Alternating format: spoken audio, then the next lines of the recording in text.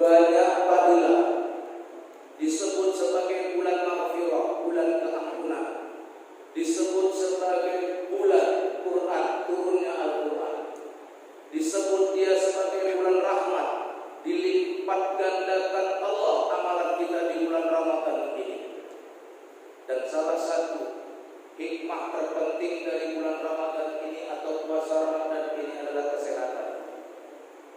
Saya teringat menyampaikan ini karena saya dapat informasi bahwa ketua BKM kita adalah seorang dokter. Kata guru saya, kalau mau berhasil cakap di muka orang, cakaplah dengan bidang ilmu dia, maka dia akan terpesona. Jadi saya kaitkan puasa dengan kesehatan. Kata Nabi, sumu tasihu, puasalah kamu sehat. Kalau Nabi yang berkata itu positif 100% benar, karena cuma dua yang tidak pernah bohong dunia akhirat. Yang pertama Allah, yang kedua Rasulullah. Kalau Nabi sudah bilang sumu tasihu, puasa kamu sehat, itu pasti. Berbeda dengan kita. Insya Allah kita biasanya ragu-ragu, datang ya nanti malam, insya Allah dalam hati kita datang apa enggak, itu manusia. Tapi kalau Rasul sudah bilang tidak ada lagi itu, insya Allahnya insya Allah pasti. Kalau kau puasa, kau pasti sehat. Lalu kenapa banyak orang yang puasa tidak sehat? Karena dia berpuasa tidak mengikuti tata cara yang diwajibkan oleh Allah dan tata cara yang disarankan Rasulullah. Dia keluar dari itu. Artinya kalau kita puasa itu memenuhi perintah Allah dan kemudian mengikuti anjuran Rasulullah, maka tata laksananya pun harus mengikuti ke sana.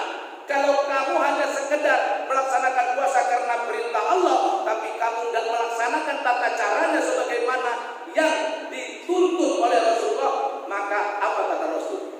Kam min shaimin laisa lahu minhu illa al-ju'i wal atwas. Berapa banyak orang yang berpuasa tidak dapat apa-apa.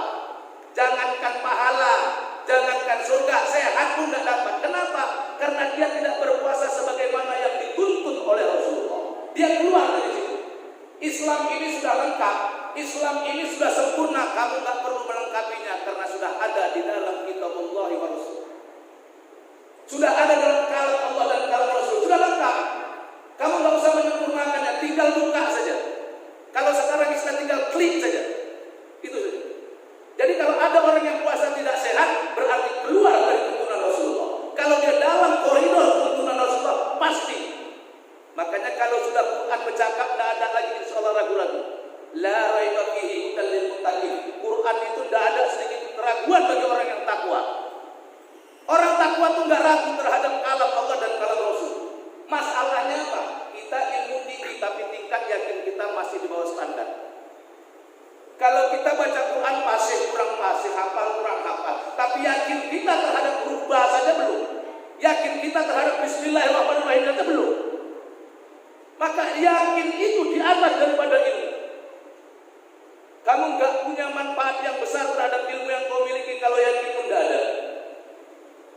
Orang dulu itu ilmunya sedikit tapi yakinnya tinggi. Yakin itu yang lebih diutamakan kepada Allah. Kita sholat ada rukun qalbi, ada rukun fi'li, ada rukun qauli, ada rukun hati, ada rukun ucapan, ada rukun perbuatan. Yang sampai kepada Allah itu cuma satu, rukun qalbi, hatimu. Sedangkan rukun qauli itu untuk didengar orang. Orang tahu kamu sedang baca apa. Rukun fi'li, perbuatan supaya bisa diikuti oleh makmum. Kamu sedang rukuk maka makmum ikut rukuk. Kamu sedang sujud, makmum ikut sujud. Cuma itu. Yang satu yang sampai kepada Allah. Apa itu? Hati. Nah begitulah puasa ini. Kalau Nabi bilang sumu tasih, kau puasa kau sehat, maka sehat yang dimaksud Nabi lebih tinggi daripada sehat yang dimaksud oleh manusia biasa. Pengertian kita kalau sehat tidak sakit, pengertian kita sehat kalau tidak pening, pengertian kita sehat kalau nggak kena COVID. Itu pengertian kita. Itu awam sekali pengertian sehatnya. Sedangkan sehat insani itu yang dimaksud Rasulullah, sehat lahir, batin, jiwa dan raga. Batinnya sehat, dalamnya sehat, luarnya sehat. Jiwa raganya, ruhnya pun sehat. Makanya, maaf Ustaz Ridwan, ini saya ada temanya ya, ada judulnya. Enggak ada. Nah, perlu diminta judulnya. Jadi kalau gitu bebas. Ya. Nah baik, saya lanjutkan. Maka yang dimaksud oleh Nabi itu kalau akan sehat lahir batinmu sehat. Yang pertama kali sehat badanmu dari sehat jiwamu. Kalau jiwamu sehat, dia akan menular kepada badanmu. Kalau sudah jiwamu sakit, badanmu pun sakit. Begitu kira-kira Pak Dokter ya. Yang lebih awal itu sehat jiwanya. Maka Nabi, ini puasa ini beda dengan ibadah yang lain. Apa kata Allah dalam hadis kudusi? Kullu amali bani Adam lahu illa shaum wa shaumuli wa ana lagi ajri. Setiap amalan anak Adam untuk dia, sholatnya anak Adam itu untuk dia, hajinya anak Adam itu untuk dia, sedekahnya anak Adam itu untuk dia, illa shaum, kata Allah, kecuali puasa untukku, puasa itu untukku, wa ana lagi ajri, dan aku yang akan membalasnya. Artinya apa? Puasa Ramadan ini, puasa itu ibadah yang sangat rahasia sekali. Kalau kita sholat, orang tahu Pak kita sholat. Kita sedekah orang tahu, kita infak orang tahu. Tapi ketika kita puasa yang tahu hanya Allah. Karena banyak orang yang tidak puasa berperilaku seolah-olah puasa, seolah-olah. Berapa banyak suami di luar sana pulang ke rumah pura-pura lemas, padahal 14 tema injil sudah disadapnya di sana. Lebih lemah daripada istrinya yang puasa. Dan menurut survei, lebih banyak laki-laki yang tidak berpuasa ketimbang perempuan.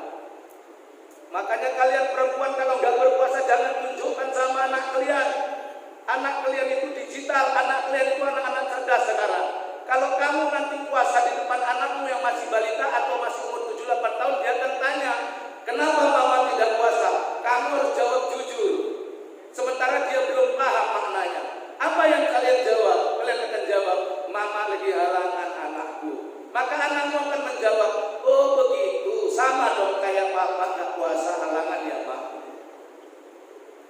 Dia belum tahu makna halangan itu apa. Dan memang lebih banyak laki-laki yang gak puasa. Sumutasi, puasa kau sehat. Kau tidak mau berdusta, padahal kau bisa bohong.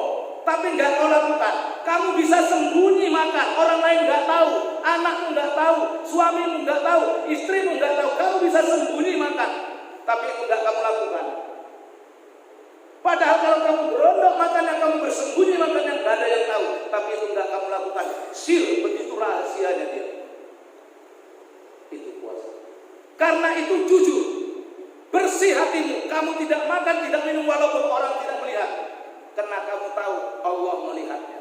Maka ibadah ini sir, kamu berhubungan dengan Allah batin. Maka kalian perempuan-perempuan kalau masak nggak usah. Kan ada dapat mengatakan boleh dirasai di ujung lidah asal jangan ditelan. Saya nggak nyalakan pendapat itu, tapi nggak usah itu main-main di tempat yang licin. Nanti kamu meleset. Artinya kalau kamu perempuan mau masak, kamu sedang dekat dengan Allah ketika kamu puasa. Aku yang akan membalas itu. Kamu sedang dekat-dekatnya dengan Allah itu. Maka waktu itu rasakan dalam tauhidmu, dalam tasawuf, kamu sedang dekat dengan Allah. Maka berkomunikasi dengan Allah. Ya Allah, kutaruhkan garam dalam gulai ini ya Allah. Cukupkan rasanya. Cukupkan rasanya. Berkomunikasi dengan Allah. Ya Allah, aku taruhkan ini gula ke dalam pola ini ya Allah. Cukupkan rasa manisnya ya Allah. Paskan rasa manisnya ya Allah. Kamu berkomunikasi dengan Allah. Jadi nggak perlu kamu rasa sampai ke ujung lidah. Karena kamu sedang dekat-dekatnya dengan Allah. Kenapa nggak minta kepada Allah? Yang membuat rasa itu Allah. Yang mendatangkan rasa asin itu Allah.